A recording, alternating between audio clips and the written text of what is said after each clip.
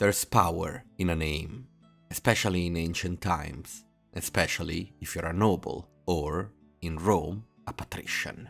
But when political systems get complex, things become more, well, complicated. And in Rome, even hypocrisy had a legal form. Across the marble halls of the Republic, noble families spent centuries defending their hereditary privileges, then quietly discovered that the easiest way to hold on to power was to renounce them, at least partially. The Romans divided their citizens into two ancient orders: the patricians, those who claimed descent from the original senators appointed by Romulus, and the plebeians, the rest of the citizen body. It was a distinction so old that even by Livy's day, one of our important sources, its origins were half mythical. Yet, this archaic line still shaped who could hold office, who could speak the auspices before the gods, and who could claim the authority to command Rome's armies. To be a patrician was to belong to a sacred aristocracy, but as time passed, it also had limits. Because during the long conflicts of the orders, the plebeians had carved out institutions meant to protect themselves from those very patricians, offices that could only be held by members of their own class. Chief among them was the tribunate of the plebs. Born from the secession of the 5th century BC, the tribune was a revolutionary institution empowered to veto the actions of magistrates, summon the people to vote, and defend any citizen against patrician abuse. It was a weapon forged by the commoners against the nobility. It was also an irresistible position to ambitious nobles. By the late Republic, the patrician order had shrunk to a few dozen families, ancient, proud, but politically cornered. They could still dominate the great priesthoods, but they could not by law hold the tribunate.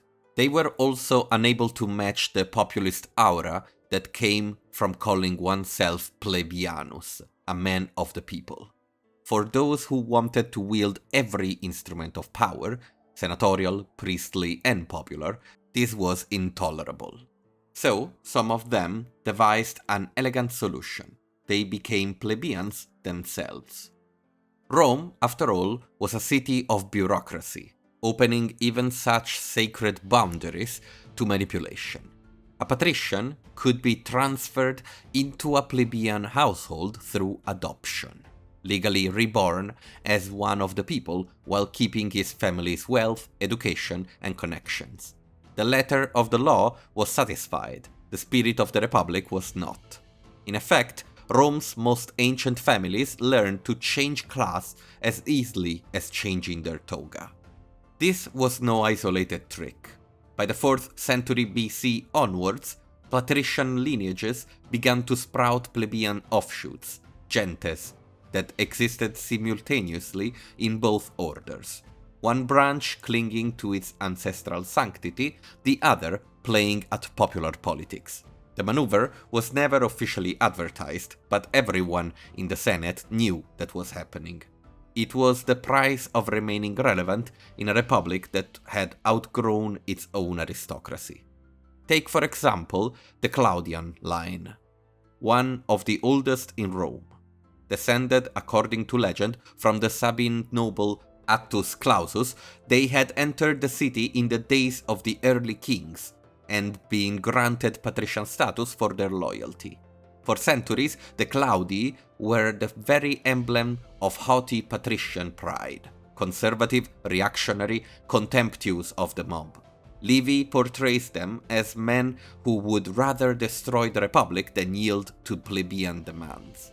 And yet, in the 4th century BC, a new line appears, the Claudii Marcelli, plebeians, but unmistakably Claudian in blood and bearing. Livy calls Marcus Claudius Marcellus, the hero of the Gallic Wars, plebeianus homo, a plebeian man. Cicero, defending Plancius 3 centuries later, still refers to the Marcelli as plebeian by law but noble by virtue. It was the first great act of genealogical theater in Roman history. the creation of a plebeian Claudian. The motive was simple: opportunity. The Marcelli could stand for tribunate, could speak in the name of the people, could compete for magistracies once barred to their ancestors. They could hold the consulship as new men of the plebs, while still boasting descent from a line older than most temples in the city. Their family name gave them patrician prestige, their legal status gave them popular power. The Republic had never intended such a combination to exist, and yet it did, the result of a true political masterstroke. This quiet blurring of the orders would over time become one of the most distinctive features of Roman politics. It allowed a handful of families to dominate every sphere of public life, to speak as plebeians in the forum and pray as patrician before the gods.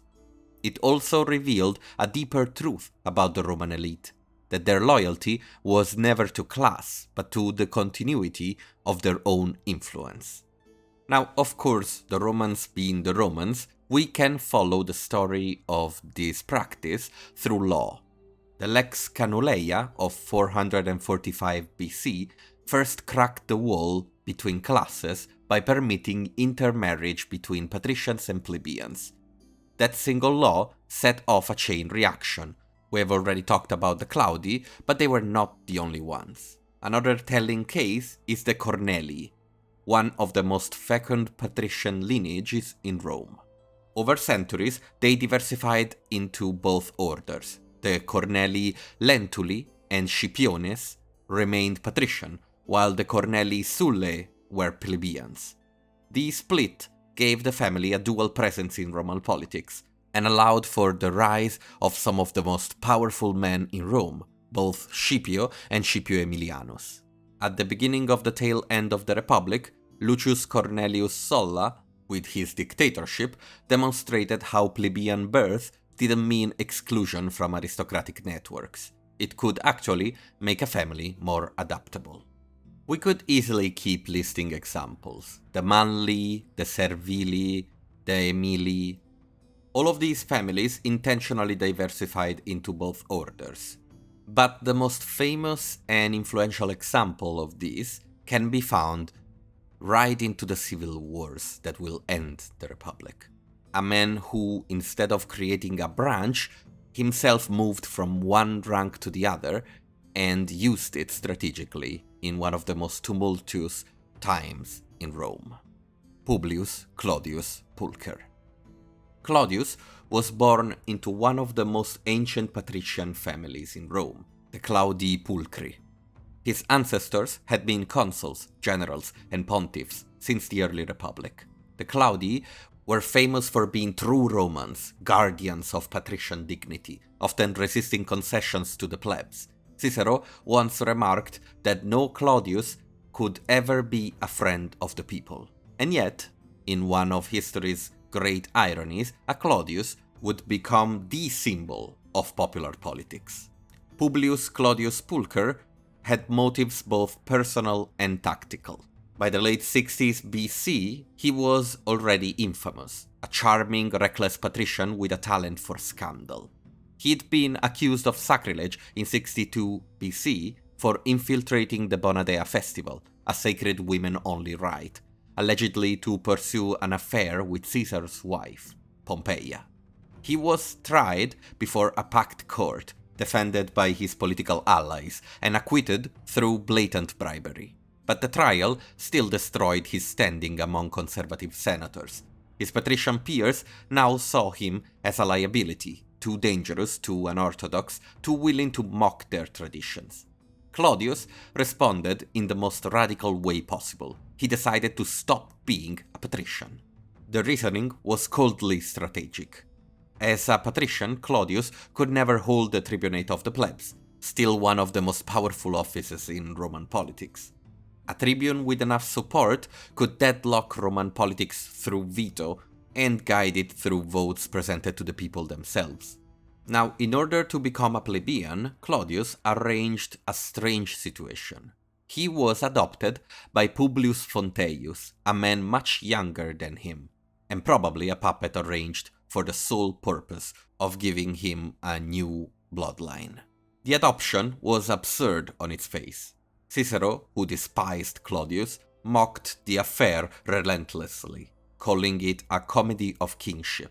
He accused Claudius of corrupting the censors to register the adoption formally, thus transferring his legal status from patrician to plebeian. Thus, Publius Clodius Pulcher became Publius Clodius Pulcher, plebeian by law, populist by ambition. Once tribune in 58 BC, Claudius unleashed a legislative storm. He passed laws restoring the power of the collegia, granting free grain to the urban poor and curbing the authority of the censors and consuls. Collegia were street associations that acted like, mafia families. His Lex Claudia de Capite Civis Romani forced Cicero into exile for executing citizens without trial during the Catilinarian conspiracy, a personal act of vengeance disguised as populist reform. But what made Claudius so extraordinary wasn't just his policies, it was how he fused aristocratic resources with plebeian theater. He used his wealth and networks, inherited from a patrician lineage, to found gangs that controlled the streets, turning politics into open warfare between his Claudiani and the followers of Titus Annius Milo, his counterpart faithful to Pompey.